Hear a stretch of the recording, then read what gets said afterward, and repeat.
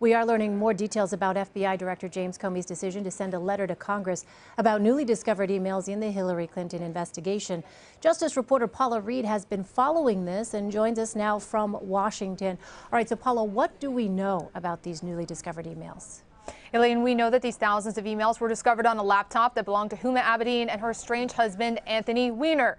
Now, Huma Abedin had an email address that was connected to Hillary Clinton's private server. So any emails, either original emails or metadata of copies of emails that exist on that laptop using that email are technically within the bounds of the FBI's criminal investigation into whether or not classified information was mishandled when Secretary Clinton chose to use a private server. Now, one might ask, how did they discover these? You may remember that Anthony Weiner is currently under federal investigation for sexting with an underage girl. As part of that investigation, they confiscated several devices, including this laptop, which is when they stumbled upon these emails.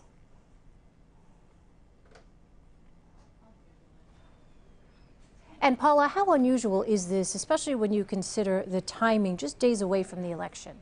Elaine, everything about this case is highly unusual from the question itself. A Secretary of State having a private email server and whether or not classified information was mishandled, there's really no precedent for that. But up until the time when they announced that they wouldn't be charging anyone during the first phase of the investigation, the FBI followed its usual protocol of not saying anything. I was in numerous briefings with FBI Director Comey where we tried to get information out of him saying, hey, whatever's going on in this investigation may impact the election. Tell us something. Give us context. He said no. He says that's not the way we work. We don't release any information about ongoing investigations. But Elaine, all of that changed after he came out and he announced that he was not filing charges. The fact that he came out and announced he was not filing charges is highly unusual. Then he testified before Congress about the investigation being highly critical of Clinton. So there you have the head of the FBI criticizing the actions of someone he investigated who was not charged. They went even further. They released their evidence, their work product in that investigation, including summaries of interviews with people who were spoken to in the context of this investigation. Elaine, that's very unusual. You don't want people to worry when they speak to the FBI that whatever they say could eventually be made public. And then, of course, another unusual step this week, sending an ambiguous letter to Congress to notify them of an update to Director Comey's previous testimony that the investigation was closed.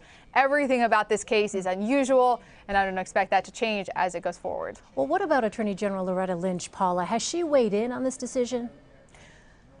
The Attorney General was made aware, we are told, of Comey's decision to update his testimony, and she told him through representatives. They did not have a direct one-on-one conversation, but she made it clear that he should not do that because, first of all, the Department of Justice has a long-standing tradition of not commenting on ongoing investigations, and they also have a policy of not commenting on investigations within a certain window before an election if that revelation could have any impact on the election. It doesn't mean you can't charge people if you find evidence of potential criminal wrongdoing.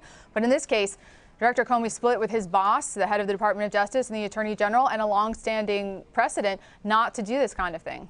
Paula, you alluded to this just a moment ago, but I wonder then, do you think it is possible that there could be more disclosed by FBI Director Comey, or at least for him to discuss this publicly, perhaps further?